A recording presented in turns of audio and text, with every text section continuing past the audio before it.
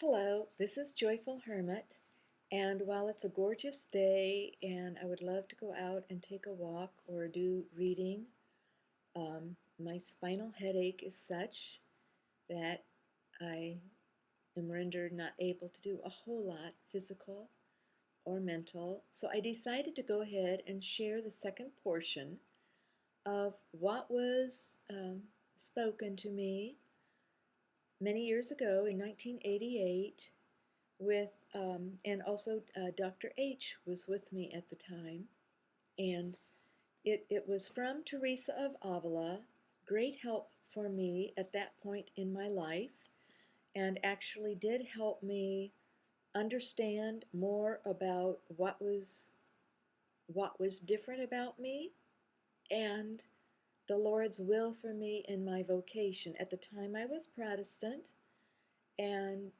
I had much to learn, and I still do have even more to learn now. But this was very, very beautiful. And I want to mention that at this has to do with John the Baptist and seeing him. He came towards me. He started speaking, and but I'll first mention that Teresa of Avila was encouraging me, telling me to speak of my own experiences. And I admit that I haven't really until now. Some, I don't know how many years, 24 years later, I am sharing now with you, and it seems appropriate, especially during Lent. She also mentioned I could rely upon many of my journals, but that I would much to say about my own experiences in taking first steps, many first steps, and how that might help other people. I hope this helps you. She also told me to study St. John the Baptist. And at that time period, since I wasn't Catholic, she said John the Baptist because God is very, very loving. He does not open us or stretch us to that which we are not ready to accept or to feel comfortable with. So she said that he took a first step as a precursor to Christ, and then I said, oh, there might be much in that. And she corrected me and said, no, there not might, there will be. There will be much in that. And as I have come to learn, John the Baptist is really a great hermit role model. And besides being just a great, great man and a great holy saint. So I began, and this was what I was describing of what I was seeing. And then shortly, John the Baptist took over. I see a black silhouette of a bird. It's flying. It's alighting on the shoulder of a man, a very rugged man. It's partly a silhouette, partly visible. There must be great, incredible light behind me, and that's why he is in shadow. He has dark skin and hairy. I'll see if he will speak. And at that point, Dr. H said, oh, ask if he'll speak in his native tongue. And later on, John the Baptist explains why that wasn't necessary. You know, we humans, were always looking for some kind of a sign, some kind of a sign. Granted, I have to tell you that this is rather a rare experience, and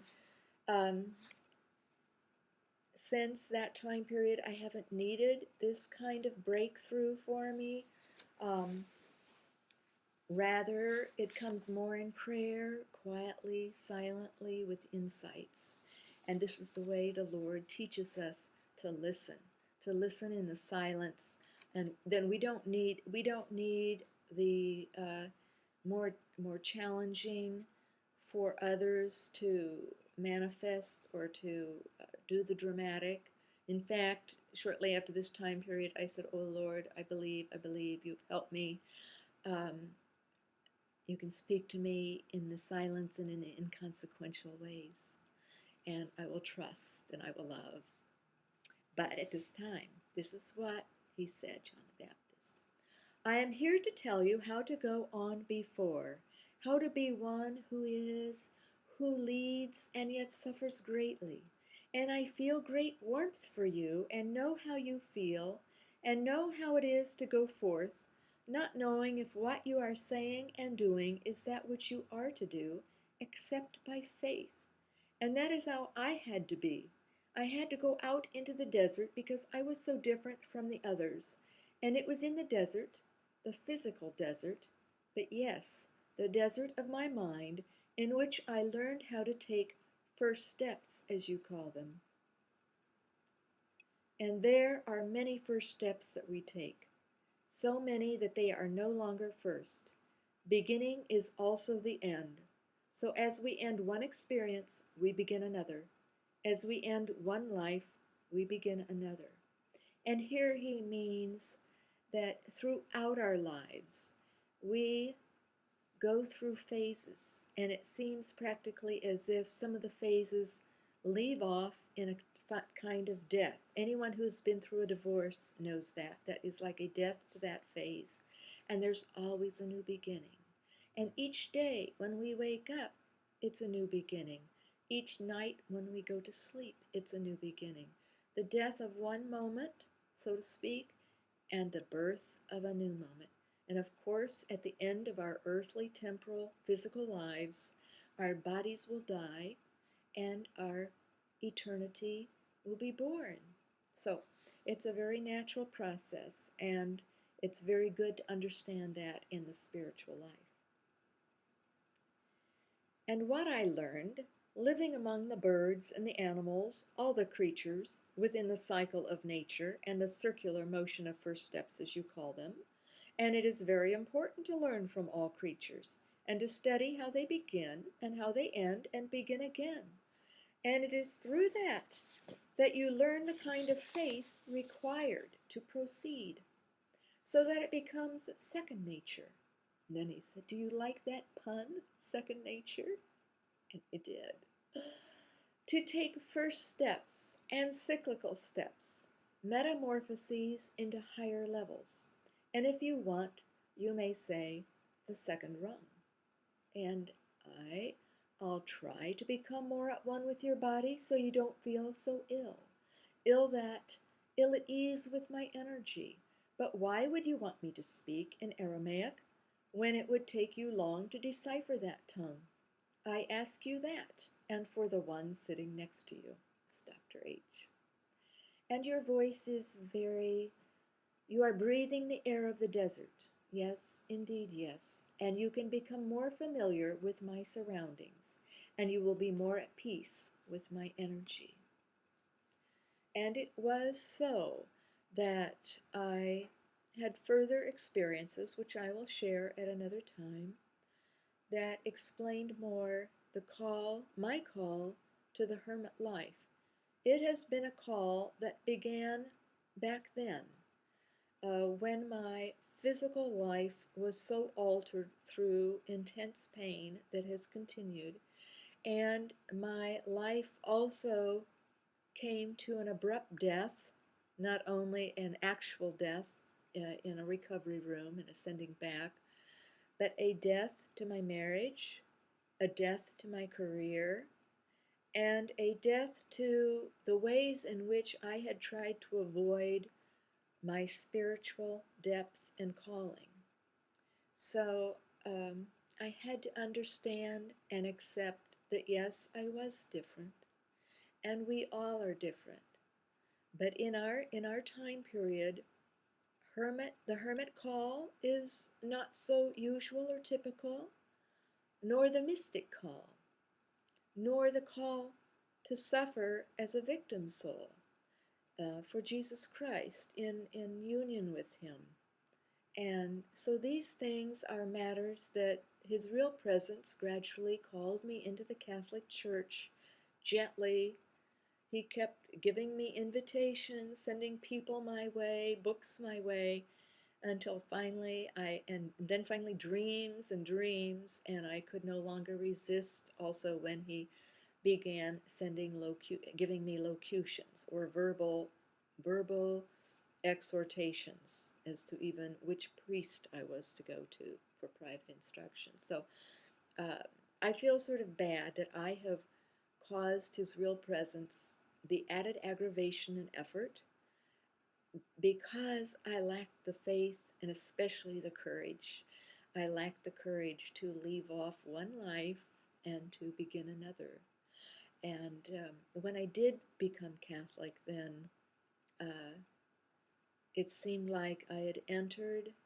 Well, I'll read a poem about that sometime. But it seemed like it's just an endless treasure chest, an endless treasure chest. Now, I also want to express if some of what I share or read uh, doesn't seem right to you or whatever, um, don't become alarmed or upset.